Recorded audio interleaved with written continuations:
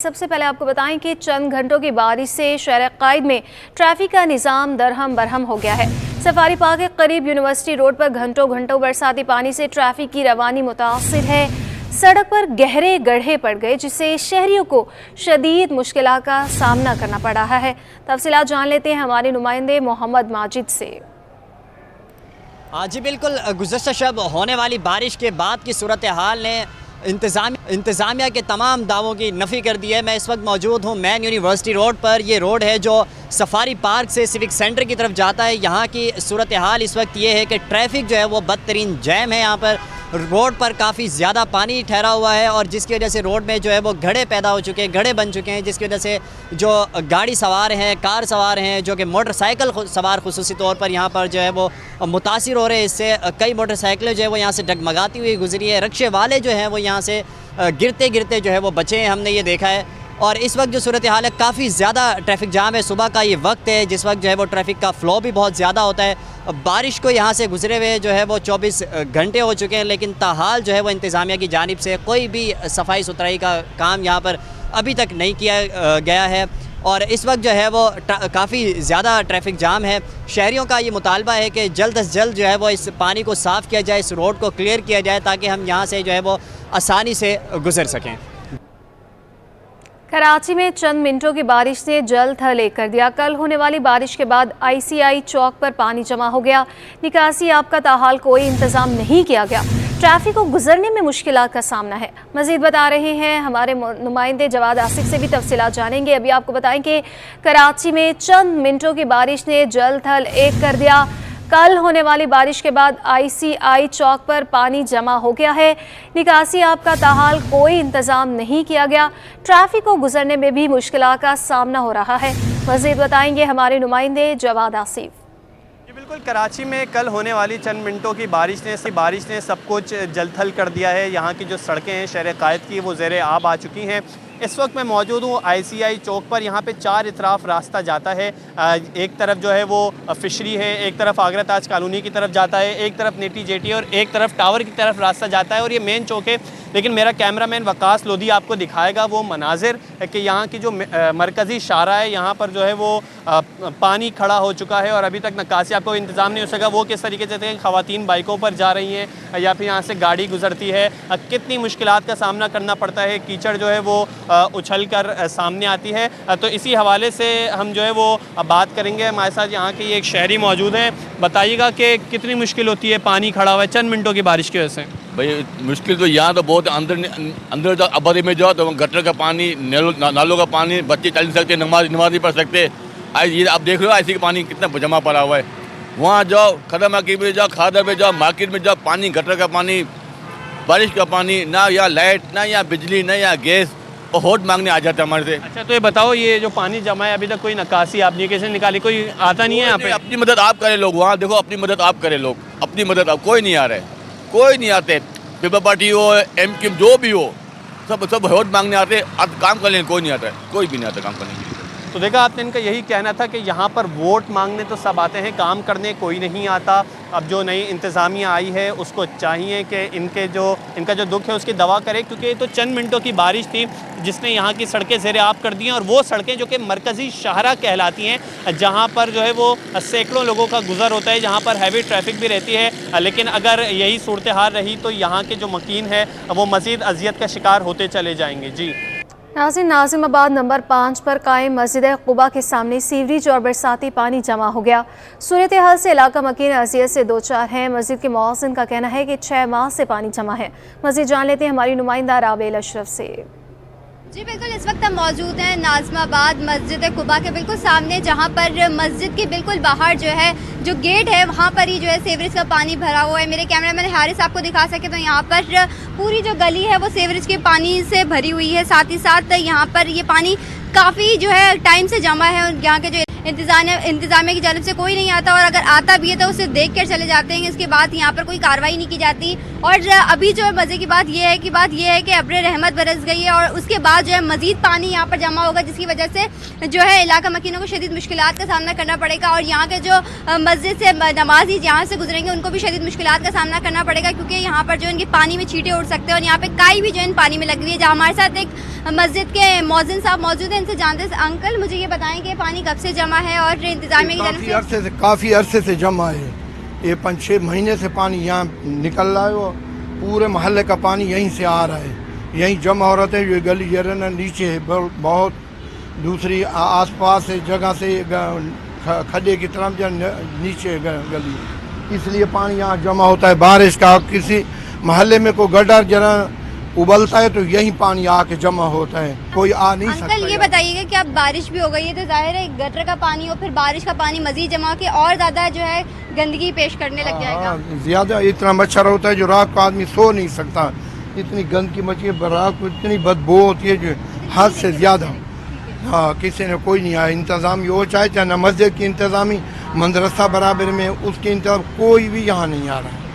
जी बिल्कुल, जैसे कि आपने सुना हमारे साथ मस्जिद के मौज़िन साहब मौजूद हैं। उनका यही कहना है कि यहाँ पर ये पानी 6 महीने से जमा है और इसी तरह जो है यहाँ पर मज़ीद जो है पानी जमा होते जा रहे हैं। उनका ये कहना है कि जितना भी सीवरेज की पाइप या अगर सीवरेज के गटर वगैरह उबल पड़ते हैं तो उसका सारा जितना भी पानी होता है वो यहाँ जमा हो जाता है। और साथ ही साथ हमने भी अंदाज़ा लगाया कि यहाँ पर जो है पानी इतना टाइम से जगह जमा है कि यहाँ पर जो है वो काई जम गई है। और साथ ही साथ उनका मौज़िन साहब का ये भी कहना था कि यहाँ पर जो है मच्छर भी इतने ज़्यादा हुए कि रात का इनका जो सोना होता है वो भी दुश्वार हो जाता है। जी, बुलेटिन में अब कुछ बात करेंगे शहर कायद के मौसम की। कराची ने सुरमई बादलों की चादर ओढ़ ली है।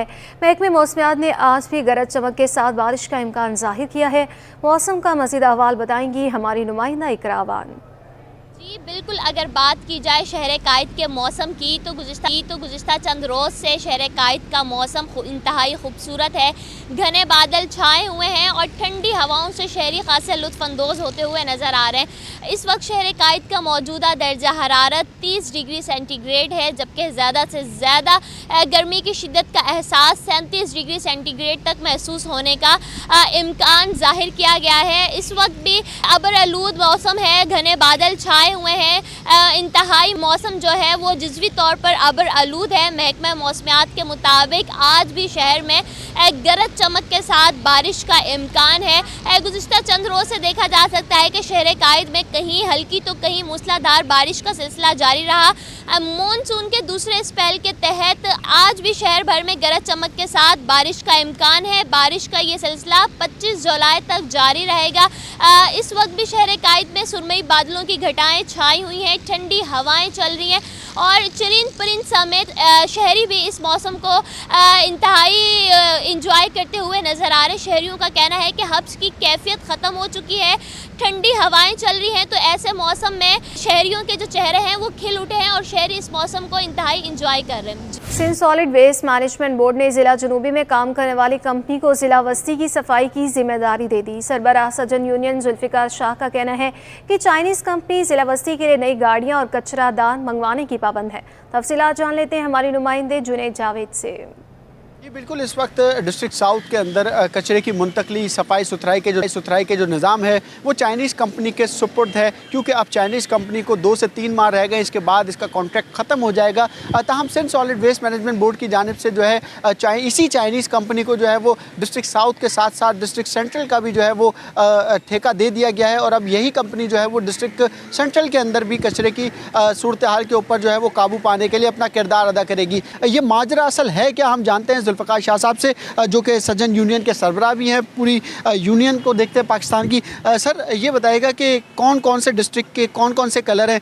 अब डिस्ट्रिक्ट साउथ का तो ब्लू कलर है और वहाँ का मेरा ख्याल है गालबन डिस्ट्रिक्ट सेंट्रल में ग्रीन कलर किया जा रहा है, तो ब्लू को ग्रीन में तब्दील किया जा रहा है। अब ये हो रहा है कि आपने देखा जैसा कि जो हरा कलर जो है ये सेंट्रल के लिए मुख्तस है, तो अब जो इन्होंने चाइनीज़ कंपनी को ये जो केंजी कंपनी है इसको जो डिस्ट्रिक्ट सेंट्रल का जो अवार्ड दिया गया है ये ठेका, तो वहाँ इन्होंने ये कोशिश की है कि बजाय बाहर से मशीनरी, क्योंकि ये मुआहदे के तहत पाबंद हैं 70% मशीनरी जो है इनको अपने लाने की और 30% यहाँ की लोकल मशीनरी को चलाने की। तो उसकी कमी को पूरे करने के लिए गैर कानूनी तौर पर ये यहाँ से जो मशीनरी वहाँ शिफ्ट कर रहे हैं। कानूनी तौर पर ये इन्होंने यहाँ पर जो है बाकायदा इस मुआहदे में शामिल है कि इन्होंने DMC साउथ और ईस्ट में 200 से ज़ायद मशीनरी यहाँ लाएँ। अब जब ये मशीनरी आधे से ज़्यादा इनकी नाकारा भी हो रही है तो मैं ये समझता हूँ कि इस वक्त ये बड़ा ये जो है बिल्कुल ये बहुत बड़ी जो है बेकायदगी है। इस पर MD साहब को एक्शन लेना चाहिए, सेक्रेटरी लोकल गवर्नमेंट को एक्शन लेना चाहिए और ख़ुसूसन मिनिस्टर जो हमारे हैं उनको इस पर एक्शन लेना चाहिए, क्योंकि इससे ये है कि ये अब जो है इस निज़ाम की वजह से ये काम बड़ा ख़राबी की तरफ जाएगा। जी बिल्कुल, अगर ये गाड़ियाँ जो डिस्ट्रिक्ट साउथ की गाड़ियाँ हैं वो डिस्ट्रिक्ट सेंट्रल में इस्तेमाल होने के लिए भेजी जाएँ तो बहुत ही ज़्यादा जो है वो नुकसान उठाना पड़ेगा डिस्ट्रिक्ट साउथ को। लाजिम सी बात है, जब गाड़ियाँ कम होंगी, स्टाफ कम होगा तो यहाँ पर कचरे की मुंतकली का भी काम जो है वो मुश्किलात पेश करेगा। ये वो गाड़ी है जिनकी तादाद तकरीबन 150 के दरमियान जो है वो बताई जाती है, जो कि डिस्ट्रिक्ट साउथ के अंदर इस तक लाई गई थी। लेकिन अब इन ब्लू गाड़ी का कलर जो है वो तब्दील करके इसको ग्रीन गाड़ियों में तब्दील किया जा रहा है। इस वक्त भी यहाँ पर वर्कशॉप के अंदर काम चल रहा है। हमारे कैमरामैन अंदर गए थे, वहाँ पर जाके फुटेज बनाई थी तो उनको भी खासी मज़ामत का सामना करना पड़ा है। उनको भी जो है फुटेजेस बना से रोका गया है। ताहम ये जो स्टिकर्स लगे हुए हैं इन गाड़ियों के ऊपर उसको भी हटाकर दूसरे यानी डिस्ट्रिक्ट सेंट्रल के स्टिकर्स जो है वो पेस्ट किए जाएंगे और इन्हीं गाड़ियों को जो है वो डिस्ट्रिक्ट सेंट्रल में चलाने का प्लान बनाया जा रहा है। जी, कराची समेत सूबे भर के बंद तमाम स्कूल्स खोलने का फैसला। सूबाई वज़ीर तालीम सरदार अली शाह ने अहम इजलास तलब कर लिया। महकमे स्कूल तालीम का इजलास आज 2 बजे होगा। कराची समेत 6 रीजन के डायरेक्टर जनरल इसमें शिरकत करेंगे। आज़ाद हमारे साथ ही मौजूद हैं। आज़ाद, बताइएगा कि फैसले तो होते रहते हैं, इस पर अमल क्यों नहीं होता?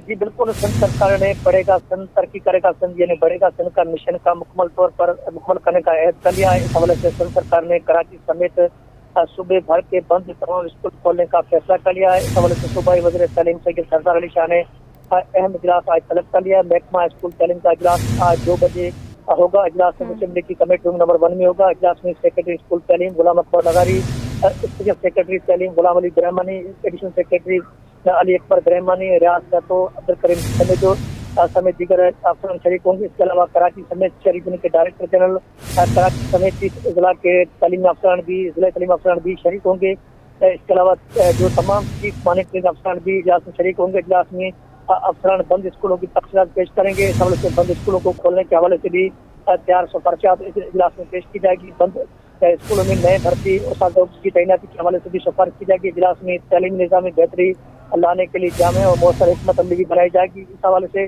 जो ये फैसला है, जो इस बार जो नवा माली साल 2023 और 2024 का बजट है, इसमें सेहत और महकमा तालीम फोकस पर है। जिस हवाले से बिलावल भुट्टो सरकार ने अहकाम दिए हैं कि सबसे ज्यादा फोकस जो तालीम और सेहत को किया जाए। इस हवाले से सिंध हुकूमत ने फैसला किया कि पार्टी का जो फैसला उस पर अमल दरामद करने के लिए महकमा स्कूल तालीम के तमाम तर जो स्कूल बंद है उनको खोले जाए और नए स्कूल मजीद खोले जाए ताकि तालीमी बेहतरी आ सके। जी, अहम इजलास तलब कर लिया गया है। बहुत शुक्रिया आज़ाद नूरियो। औरंगी टाउन के चेयरमैन ने इलाकाई मसाइल तरजीही बुनियादों पर हल करने की यकीन दहानी करा दी है। चेयरमैन औरंगी टाउन हाजी जमील ज़िया ने औरंगी सोशल यूनिटी फोरम के एक वफ़द से अपने दफ्तर में मुलाकात की। वफ़द ने नए टाउन चेयरमैन को मुबारकबाद देते हुए इलाके के बढ़ते मसाइल से भी आगाह किया। टाउन चेयरमैन ने वफ़द से गुफ्तगू करते हुए कहा कि जब तक औरंगी टाउन के लोगों के मसाइल हल नहीं होते चैन से नहीं बैठूंगा। हाजी जमील ज़िया का कहना था कि जिस तरह औरंगी सोशल यूनिटी फोरम नेक नियति से आवाम की खिदमत के लिए इक़दाम कर रहे हैं वो काबिल सताइश अमल है। औरंगी सोशल यूनिटी फोरम के वफ़द में सदर सुहेल खान, नवीद शेख, सैयद गुलाम महीउद्दीन, यासीन अली, अशरफ वारसी, नदीम शेख और फराज अली, फ़हीम अंसारी, फैसल कादरी और दीगर मौजूद थे।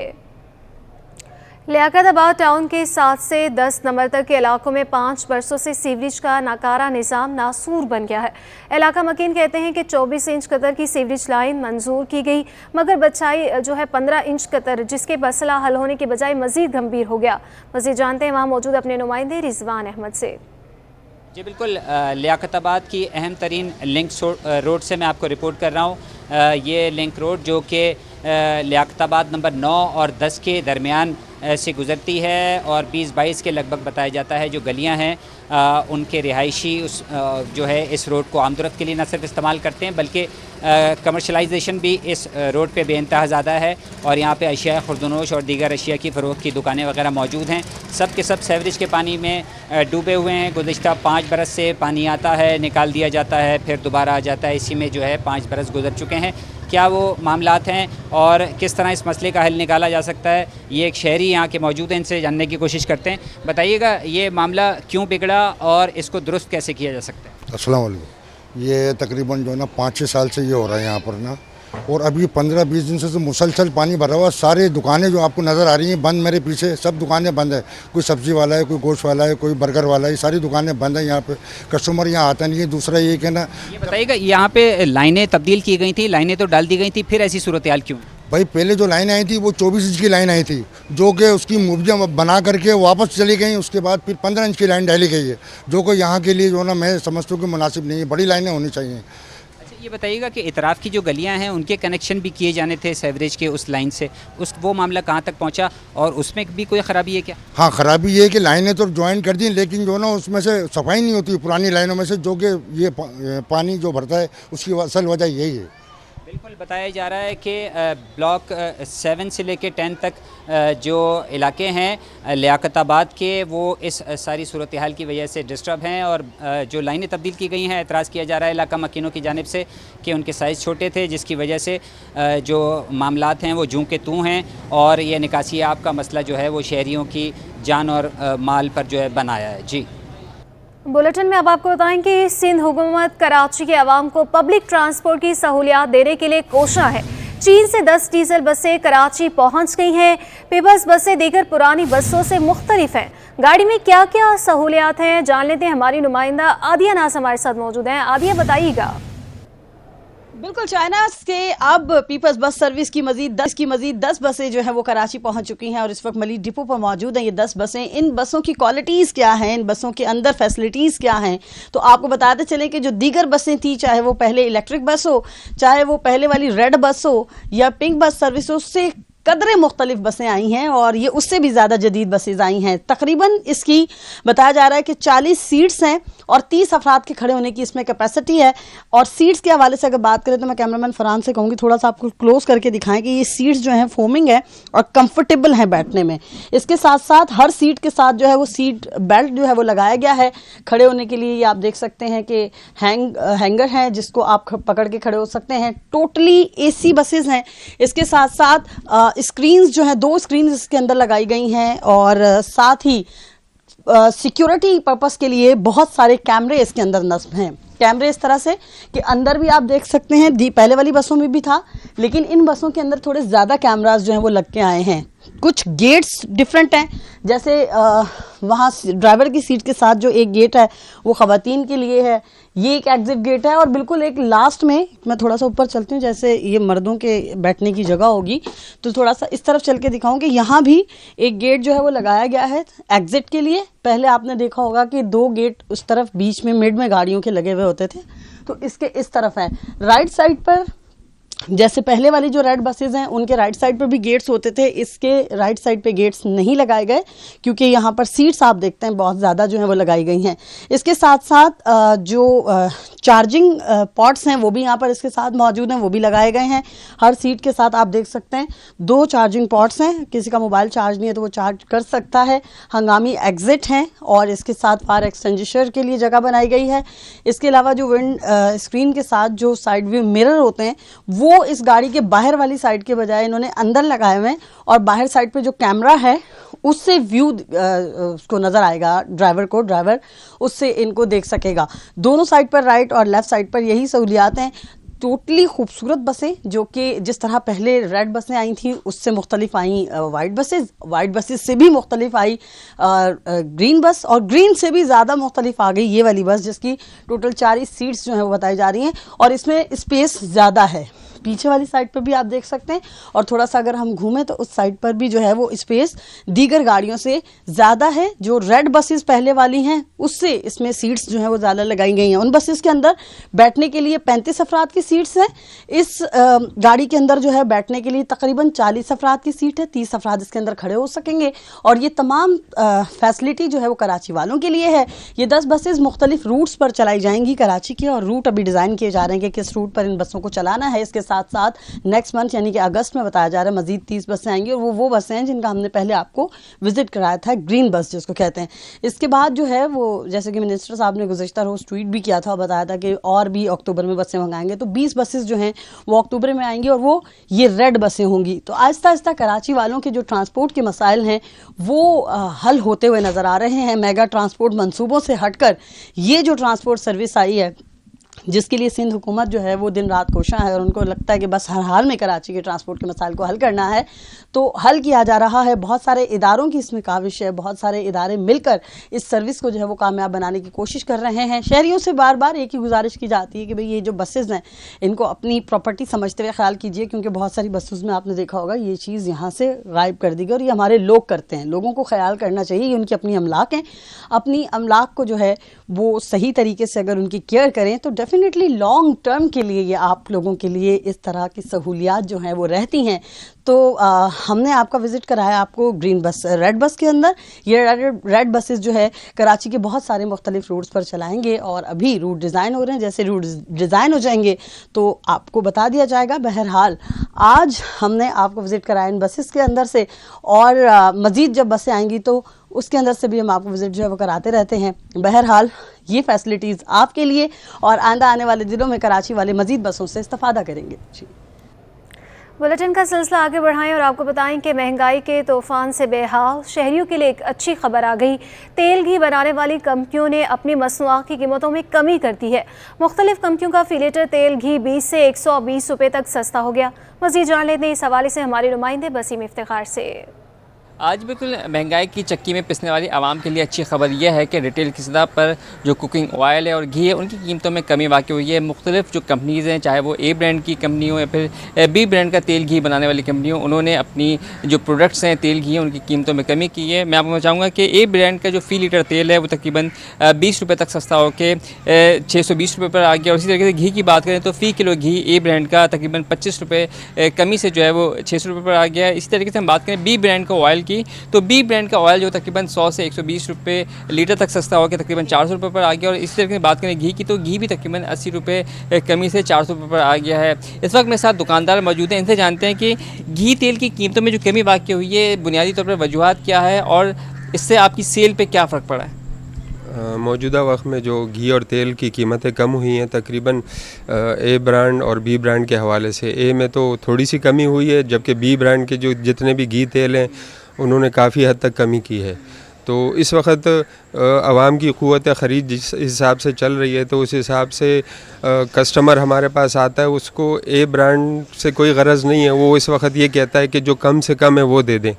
जी बिल्कुल, ये थे दुकानदार जिनका कहना है कि घी तेल की कीमतों में कमी वाक़ई हुई है, जो कि खुशाइन बात है। ताहम ए ब्रांड की कंपनियों ने जो है वो अपनी कीमतों में मामूली कमी की है। और इसी तरीके से बात करें बी ब्रांड का जो तेल घी बनाने वाली कंपनियां हैं, उन्होंने अपनी मसनूआत में जो है वो हौसला अफजा जो है वो कमी की है। ताहम इनका कहना है कि जो इस वक्त महंगाई की सूरत हाल है, जो तेल घी की कीमतें कम हुई हैं उसके समरात जो है वो महंगाई की वजह से शहरियों तक मुंतकिल नहीं हो पा रहे हैं। दुकानदार और बिल्कुल शहरियों को मुतालबा हुकूमत से है कि तेल घी के साथ साथ दीगर ज़रूरत की अशिया है उनकी कीमतों में भी कमी लाई जाए ताकि महंगाई से उन्हें रिलीफ मिल सके। जी, लियारी खड्डा मार्केट के मकीनों ने इलाके में बिजली चोरी का एतराफ़ कर लिया। कहते हैं बिल ज़ायद आते हैं, इस वजह से कुंडे का इस्तेमाल करते हैं। तफसीलात बताएंगे हमारे नुमाइंदे काविश मेमन। जी बिल्कुल, कराची शहर के मुख्तलिफ इलाकों में लोड शेडिंग का जिन बेकाबू है, और ख़ास तौर पर लियारी की बात कर ली जाए तो लियारी के बेशतर ऐसे इलाके हैं जहाँ पर घंटों की लोड शेडिंग हो रही है। इस वक्त मैं मौजूद हूँ खड्डा मार्केट के इलाके में, और यहाँ के मकीन भी दिन में 12 से 14 घंटे की लोड शेडिंग से के हवाले से शदीद परेशान है। माजी में हमने देखा कि यहाँ पर जो है वो के इलेक्ट्रिक के दफ्तर के बाहर यहाँ के जो इलाका मकीन उन्होंने एहतजाज भी किया, लेकिन उसका कोई फ़ायदा नहीं हुआ। इलाका मकीन मौजूद है, उनसे बात करते हैं। ऐसा आप ये बताइएगा, घंटों की लोड शेडिंग हो रही है, कितनी बुरी तरीके से मुतासर हो रही है? 14 घंटे की लोड शेडिंग हो रही है, 14 घंटे की। 24 घंटे में से 12 घंटे हम लोग लाइट मिल रही है, ना बिजली है, तो गैस भी नहीं है। ये लाइटों का भी मसला बहुत ज़्यादातर ये हमारे लियारी खड्डा मार्केट के अंदर हो रहा है। बाहर साइटों पे। यार आप लोग बिल जायज़ भेजो, हम लोग ना भरें तो हम कसूरवार है। जितना मर्ज़ी में आप लोग का आ रहा है इतना डाल के दे रहे हो। किसी के कैसे हालत है, क्या कर रहे हैं, किराए पे है, क्या है क्या नहीं है, ऐसा कोई नहीं सोच रहा है। तो कह रहे हैं कि कुंडे लगाते, कुंडे हम लोग मजबूरी में लगाएंगे ना, हम लोगों को कोई शौक़ नहीं है। आप जायज़ बिल भेजो, फ्लैट के हिसाब से भेजो, हम लोग नहीं भरे तो हम लोग कसूरवार हो। बाकी हमारे मौजूद सुलेमान भाई आप इनसे बात। जी ये माई हीरों का इलाका है, बेचारे गरीब आदमी बहुत परेशान होते हैं। समझा 1.5 घंटा लेट आती है और 3 घंटे 3 घंटे लेट गायब हो जाती है। पूरा पसीना पसीना, हम लोग सो भी नहीं सकते हैं। समझा, हम लोग को बहुत तकलीफ है। अच्छा, के इलेक्ट्रिक का ये मौक़िफ़ है कि 10 करोड़ रुपए से ज़ायद के वाजिबात है, लोग बिल नहीं अदा कर रहे। ऐसा आप खुद कह रहे हैं कुंडे भी लगे हुए हैं, तो कुंडे निकलने चाहिए ताकि लोग बिल अदा करें, ताकि लोड शेडिंग कम हो जाए। सही बात है, कुंडे निकले तो बिल तरीके से हर कोई भरेगा। ये 10 करोड़ की ये सारी बात झूठ है। हमें बताए ये लोग किस चीज़। हाँ जी, शुक्र अल्हम्दुलिल्लाह ये बिल अदा कर रहे हैं हम लोग। फिर भी 17,000 रुपये 3 कमरों का भेजा है। आओ देख लो, घर में एसी है, फ्रिज है, क्या है। बिल्कुल, देखें जो लियारी के मकीन है, ख़ास तौर पर खड्डा मार्केट के जो मकीन है, वो इस हवाले से शदीद परेशान है। कह रहे हैं कि घंटों की लोड शेडिंग है, बिल की अदायगी हो रही है, उसके बावजूद जो है मुश्किलात का सामना है। माजी में देखा एहतजाज भी हुआ, तमाम तर मामलात के बावजूद यहाँ के जो मकीन है वो शदीद परेशान और ये मुतालबा करते हुए दिखाई दे रहे हैं कि शदीद गर्मी है, लोड शेडिंग का दौरानिया कम किया जाए। जी, और अब आपको बताएं कि सिंध असेंबली में अपोजिशन लीडर MQM का होगा। GDA और MQM के दरमियान इत्तफाक हो गया। ज़राई के मुताबिक GDA सिंध असेंबली में MQM की हिमायत करेगी। MQM की राना अंसार अपोजिशन लीडर होंगी। आपको बता रही इस हवाले से सिंध असेंबली में अपोजिशन लीडर MQM का होगा। GDA और MQM के दरमियान इत्तफाक हो गया है। बात करने के लिए हमारे साथ मौजूद हैं हमारे नुमाइंदे आजिज़ जबाली। आजिज़, बताइएगा इस हवाले से। जी हाँ, ये काफ़ी दिनों से ये मामला चल रहा था, चूँकि सिंध असेंबली की मुद्दत भी पूरी होने वाली है, लेकिन अपोजिशन लीडर का मसला था जिसमें GDA एक फरीक है जो पहले PTI की सपोर्ट करती थी, लेकिन अब ये तय हो गया कि GDA MQM को हिमायत करेगी सिंध असेंबली में, जिसके बाद राना अंसार जो MQM की हैं पार्लियामेंट लीडर, वो सिंध असेंबली में अपोजिशन लीडर बन जाएंगी। उसके बाद जो मुशावरत होगी सिंध में निगरान हुकूमत के लिए, निगरान वज़ीर आला के लिए, लाज़मी है कि वो वज़ीर आला सिंध और अपोजिशन लीडर के दरमियान ही मुशावरत होती है।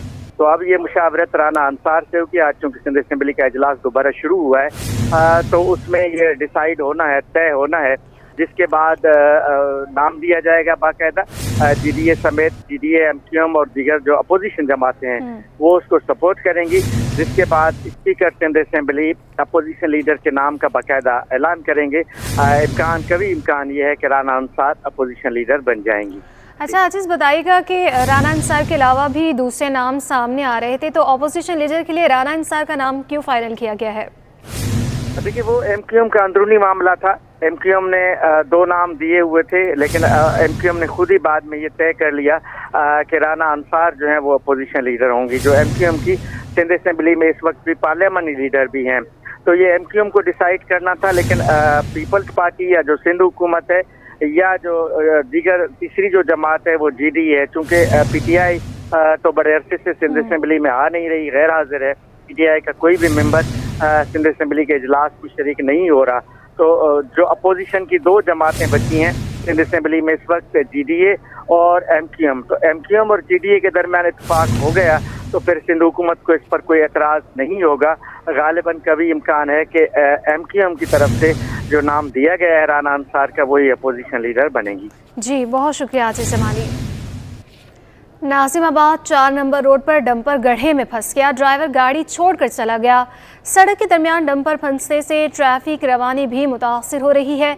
मज़ीद जानते हैं हमारी नुमाइंदा सबा परवेज से। जी बिल्कुल, मैं इस वक्त मौजूद हूँ नाज़िमाबाद 4 नंबर पे, जहाँ पे रोड की खस्ता हाली की बाइस जो है वो हादसा रोनुमा हुआ है। मेरे अकब में जो है वो मेरे कैमरामैन हारिस आपको दिखा सकते हैं, बम्पर जो है वो रोड की खस्ता हालत के बाइस जो है वो हादसा पेश आएगा। बम्पर जो है वो यहाँ पर फंस चुका है। इसी वजह से मेरे साथ शहरी मौजूद हैं जिन्होंने जो है वो ये हादसा होते हुए देखा है। उनसे जानते हैं। अंकल, मुझे बताइएगा ये किस वक्त हुआ और कैसे हुआ? ये आधा घंटा पहले हुआ। हम यहाँ से गुजर रहे थे तो एकदम वो ड्राइवर की आवाज़ें आ रही थी। मैंने बोला पता नहीं क्या हो गया। जब इस गाड़ी की तरफ मैंने देखा तो ये तो गाड़ी धनसती जा रही थी। हालांकि ये रोड बने हुए अभी 20 दिन में नहीं हुए, 20 दिन पहले ये रोड बनाए, मगर गाड़ी धनसता जा रहा था। शुक्र था कि यहाँ पे वो लोग नहीं थे, कोई एक बंदा था वो तो गुजर चुका था फुटपाथ से। अगर बंदा इधर होता तो बंदे के ऊपर गाड़ी आ जाती। बस ये कि अल्लाह ने करम किया कि बंदे भी बच गए, वो निकल चुका है। और मकान का भी खतरे, मकान के ऊपर अगर ये ज़रा थोड़ा और हो जाता तो ये गाड़ी पूरा कल्टी हो जाती। अभी भी कल्टी होने की हालत में आप देख रहे हो सब। 20 दिन पहले ये रोड बना है। अच्छा मुझे बताइए कि कोई मुतलका इदारों की जानिब से कोई यहाँ पर आता नहीं, किसी ने पूछा नहीं? मुतलका इदारे क्या करेंगे? ये बराबर में यूसी कौंसिल है, यूनियन ऑफिस है बराबर में, यूसी 45 आदि मार्केट। उन्हीं लोगों की तो ये काम कारकर्दगी है, उन्हीं ने तो ये बनाया ये रोड, उनकी निगरानी में ये रोड बनाए। तो ड्राइवर तो लाजमी बात है, वो तो बेचारा फिर क्या करता, वो तो अल्लाह ने उसकी जान बचाई है, बस अल्लाह ने रहम किया। कोई बच्चा वगैरह किसी को कोई जो है वो नुकसान हुआ है? नहीं कोई नुकसान नहीं हो। बंदा एक तो गुजर रहा था, वो तो गुजर चुका था, बस ये गाड़ी आ गई, ये कि जान बच गई लोगों की, अल्लाह ने करम किया। जी बिल्कुल, जैसा कि आपने जाना कि 10 दिन कबल जो है वो ये रोड बनाया गया था और उसके बावजूद जो है वो ये हादसा रोनुमा हुआ है। ड्राइवर जो है वो मौके पर फरार हो गया और उसके अलावा कोई जानी नुकसान नहीं हुआ। लेकिन मुतलका इदारों से ये जो है अपील की जा रही है कि वो जल्द अज जल्द इस पर कोई अमल दरामद करे। जी FBCCI ने वजारत तिजारत को अहम तजवीज़ दे दी। नासिर हयात ने कहा है कि बरामदात बढ़ानी है तो रीजनल ममालिक से तिजारत खोलना होगी, रीजनल ट्रेडर्स ज़मीनी रास्ते से तेज़ी बढ़ेगी। मज़ीद तफसीलात जानेंगे हमारे नुमाइंदे अशरफ खान से। देखा जाए हर तरफ यही सवालात उठ रहे हैं कि एक्सपोर्ट कैसे बढ़ेगी और रीजनल ममालिक से आप एक्सपोर्ट कैसे बढ़ाएंगे। यहाँ FBCCI के साबिक सदर जो है नासिर मग्गू हमारे साथ मौजूद हैं। सर क्या देख रहे हैं कि एक्सपोर्ट कैसे बढ़ेगी? पहला सवाल तो ये है कि एक्सपोर्ट जो गिर रही है उसको कैसे रुकेगी। बढ़ने की बात तो बहुत बाद में है। देखिए एक्सपोर्ट अगर बढ़ानी है तो सबसे बड़ी जो ज़रूरत है रीजनल ट्रेड खुलना चाहिए। रीजनल ट्रेड होता है बाय लैंड। हमारे सारे लैंड रूट्स बंद हैं और कोई मेकैनिज़म नहीं है। अभी एक बार्टर का SRO निकाला इन्होंने, जिसमें उन्होंने बताया कि बार्टर किस कंट्री से होगा, किन किन चीज़ों में होगा, लेकिन उसके लिए क्लियरिंग हाउस बनना चाहिए। हमारी उनसे एक मीटिंग हुई मिनिस्ट्री ऑफ कॉमर्स से, उसने कहा जी आप क्लियरिंग हाउस बन जाएँ। हमने कहा अगर हम क्लियरिंग हाउस बनेंगे तो आप नोटिफाई करेंगे तो बनेंगे ना, ज़बानी कहने से तो कुछ नहीं होता। अगर ये हमें एज फेडरेशन को क्लियरिंग हाउस डिक्लेयर कर दे तो जिसको एक्सपोर्ट करनी है वो हमारे पास आएगा, जो इसको इंपोर्ट करनी है उस मुल्क से हमारे पास आएगा, हम सब लेन देन कर सकते हैं। और इसके लिए ज़रूरी ये है कि हमें नोटिफाई किया जाए और हमारे जो काउंटर पार्ट हैं इन मुल्कों में वो तैयार हैं हमसे इस बात पे एग्रीमेंट करने के लिए कि वो हमारे काउंटर पार्ट होंगे इन ट्रेडिंग क्लियरिंग हाउस और यहाँ हम होंगे। लेकिन ये मामला काफ़ी दिन से यहाँ रुका हुआ है। 2 साल के बाद SRO आया है फाइनली, लेकिन उसमें सबसे बड़ा इबाम ये है का प्रोसेस जो जिसके लिए क्लियरिंग हाउस दोनों साइड पे चाहिए, वहाँ की साइड तैयार है, यहाँ की साइड पे अभी तक कोई नोटिफिकेशन नहीं है। जी जैसे कि आपने सुना, अहम तजवीज़ दी है कि रीजनल ट्रेड बढ़ानी है और एक्सपोर्ट बढ़ाने के लिए आपको लैंड रूट इस्तेमाल करना होगा। और साथ ही हुकूमत ने जो अभी बार्टर ट्रेड का ऐलान किया है, उसका नोटिफिकेशन किया है, उसके साथ ही ये तजवीज़ दी गई फेडरेशन हाउस की जानिब से कि एक क्लियरिंग हाउस बनाया जाए ताकि रीजनल ट्रेड बढ़ सके। जी इंटरबैंक में अमेरिकी डॉलर 1 रुपये 59 पैसे महंगा हो गया। इंटरबैंक में डॉलर 286.81 रुपये से बढ़कर 288.50 रुपये पर पहुंच गया है। तफसीलात बताएंगे अशरफ खान। अशरफ बताइएगा। जी देखा जाए IMF सऊदी अरब और UAE से 4 अरब 20 करोड़ डॉलर मिलने के बावजूद रुपए पर शदीद दबाव देखा जा रहा है। कारोबारी हफ्ते के पहले ही रोज जो है इंटरबैंक में डॉलर 1 रुपये 59 पैसे महंगा हो गया। 287 रुपये के बाद 288 रुपये की सतह अबूर कर गए। इस वक्त इंटरबैंक में डॉलर जो है 288 रुपये 50 पैसे पर ट्रेड कर रहा है। इंटरबैंक के बाद ओपन मार्केट में भी अमेरिकी डॉलर 2 रुपये महंगा हो गया, 293 रुपये पर पहुंच गया। IMF ने यह भी कहा है कि जो शर्त के तहत कि इंटरबैंक और ओपन मार्केट का जो फर्क है वो 4 रुपये से ज्यादा नहीं होना चाहिए, वो भी कंसर्न देखा जा रहा है। मार्केट में तेजी से इंटरबैंक में डॉलर ऊपर जा रहा है। जी बहुत शुक्रिया अशरफ खान। क्वेटा में होने वाले नेशनल गेम्स में गोल्ड मेडल हासिल करने वाली ताइक्वांडो की फाइटर सना साबिर औरंगी टाउन की यूनिवर्सल ताइक्वांडो अकेडमी में लड़कियों को तरबियत फराहम कर रही हैं। मज़ीद क्या तफसीलात हैं बताएंगे हमारे नुमाइंदे मोहम्मद हमाद। देखिए इस वक्त मैं मौजूद हूँ औरंगी टाउन की यूनिवर्सल ताइक्वांडो एकेडमी में, जहाँ पर बच्चों को ताइक्वांडो की तरबियत दी जाती है। हमारे साथ मौजूद है कोटा में होने वाले नेशनल गेम में गोल्ड मेडल हासिल करने वाली सना, जो कि ताइक्वांडो में इन्होंने बड़ी ज़बरदस्त वहाँ पर खेल पेश किया और गोल्ड मेडल जीता। हम इनसे बात करते हैं। अस्सलाम वालेकुम। जी मैं सिर्फ इतना कहना चाहूँगी कि अभी रिज़ल्ट जो मैंने अभी ताइक्वांडो क्या कहते हैं चैम्पियनशिप जो हुई थी नेशनल गेम्स कोटा में, उसमें गोल्ड मेडल लिया आर्मी की तरफ से। और बस यही कहूँगी मैं कि ये पसमानदा इलाका तो है, लेकिन यहाँ पे फाइनेंशियल तौर पे बहुत प्रॉब्लम्स की रहे। तो मैं अपनी गवर्नमेंट से ज़्यादा ये रिक्वेस्ट करूँगी कि वो इन बच्चों के लिए कुछ करें। एंड सेकंड एंड ये अगर पसमानदा इलाका है, लेकिन आप देखेंगे यहाँ सबसे ज़्यादा टैलेंट है।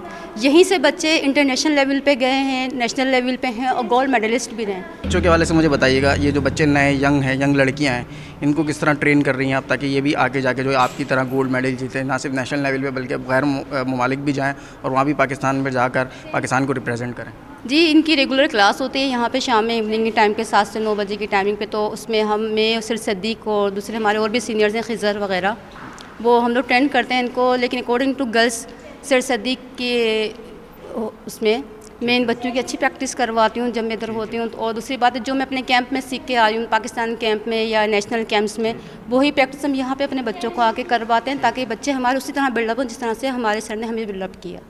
देखिए हमारे साथ मौजूद हैं गोल्ड मेडलिस्ट हैं सना, जो कि इस एकेडमी में आकर बच्चों को यहाँ पर ट्रेन भी कर रही हैं, और जो कुछ इन्होंने अपने जो है सरों से सीखा आज वो इन्हीं को सिखा रही हैं। इनका ये कहना है कि यहाँ पासमानदा इलाका ये ज़रूर है, लेकिन यहाँ पर टैलेंट की कोई कमी नहीं है, टैलेंट यहाँ पर जो है बहुत है। बस बच्चों को जो है आगे लेकर आना हमारा काम है कि वो इनको यहाँ पर आगे लेकर आएँ और इनको जो है तरबियत दी जाए कि किस तरीके से जो है वो आगे जा सकते हैं। तो हमने यहाँ देखा कि बच्चों के अंदर काफ़ी टैलेंट है, जो ये बच्चे जो है आगे जाके जो है आगे जाके ताइक्वांडो में जो है मुख्तलिफ चैम्पियनशिप में हिस्सा लेके पाकिस्तान का नाम रोशन कर सकते हैं।